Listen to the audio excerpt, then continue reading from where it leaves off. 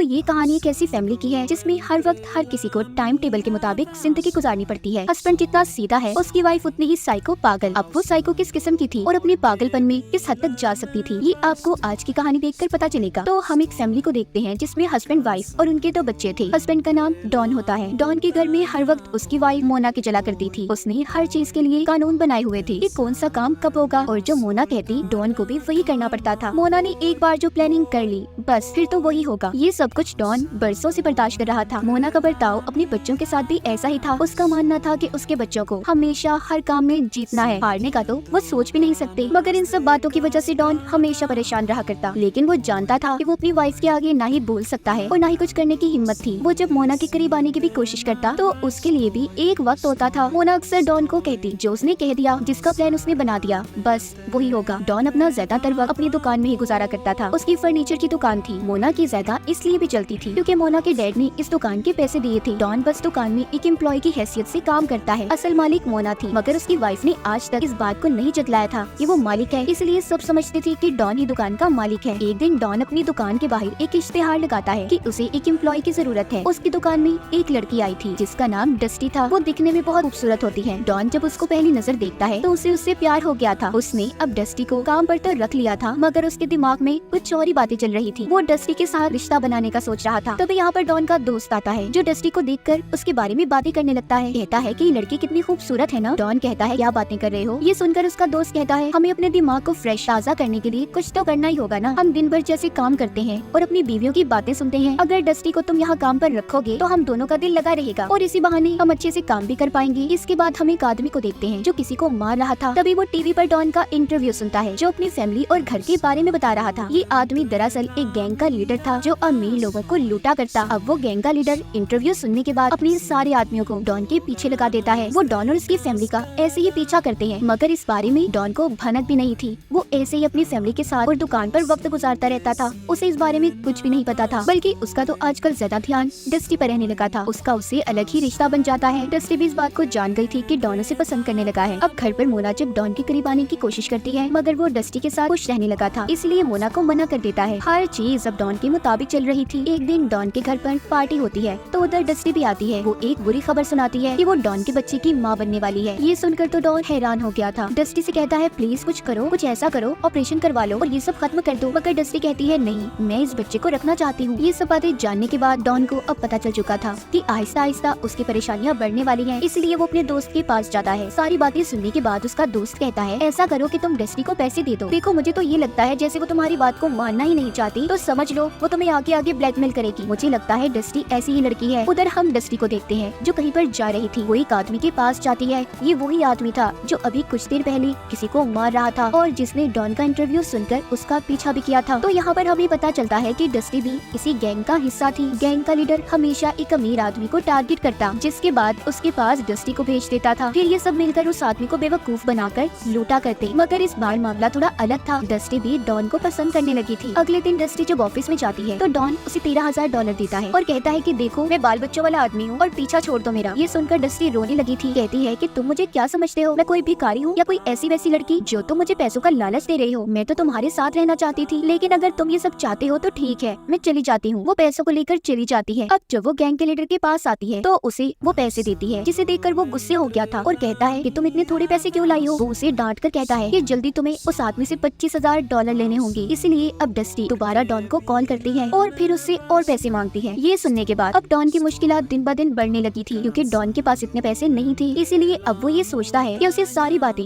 अपनी वाइफ मोना को बता देनी चाहिए, मगर उसे डर भी लग रहा था क्योंकि वो नहीं जानता था कि मोना क्या करेगी। फिर भी वो अपनी वाइफ को सारी बात बता देता है। पहले तो वो ये सब सुनकर बड़ी पुरसुकून नजर आ रही थी और एक एल्बम लेकर बेड के ऊपर बैठ जाती है। उसे देखकर ऐसा लग रहा था कि जैसे उसे किसी बात से कोई फर्क ही न पड़ा हो। इसीलिए डॉन को अब मोना से डर लग रहा था। खैर वो बोल पड़ती है और डॉन से पूछती है, क्या अब भी तुम उस लड़के से प्यार करते हो। डॉन कहता है, नहीं, बिल्कुल नहीं, मैं सिर्फ तुमसे प्यार करता हूँ, बस तुम्हारे और अपने बच्चों के साथ रहना चाहता हूँ। मोना अपना असली रूप दिखाती है। वो डॉन को बहुत बातें सुनाती है। उसे कहती है, ये बात कभी मत भूलना, आज तुम जो कुछ भी हो बस मेरी वजह से हो, वरना उसके पास ना ही आलीशान घर होता और ना पैसे। मोना कहती है, ठीक है, मेरे पास एक आइडिया है, तुम उस लड़की को कॉल करो और पूछो उसे क्या चाहिए। अब जब डॉन उसे कॉल करता है, डस्टी से पूछता है कि तुम्हें अब और क्या चाहिए। वो कहती है, मुझे और $20,000 चाहिए। ये सुनकर डॉन ने कॉल को बंद कर दिया था। मोना ये सुनकर डॉन से कहती है, देखो, ये लड़की तुम्हारा पीछा कभी नहीं नहीं छोड़ेगी, इसलिए तुम्हारे पास दो रास्ते हैं, या तो इसे मार दो, अगर ऐसा कुछ नहीं कर सकते तो मुझे डाइवोर्स दे दो, जिसके बाद तुम्हारे पास कुछ भी नहीं रहेगा, ना ही शान शौकत और ना कभी बच्चों से मिल पाओगे। ये बातें सुनकर डॉन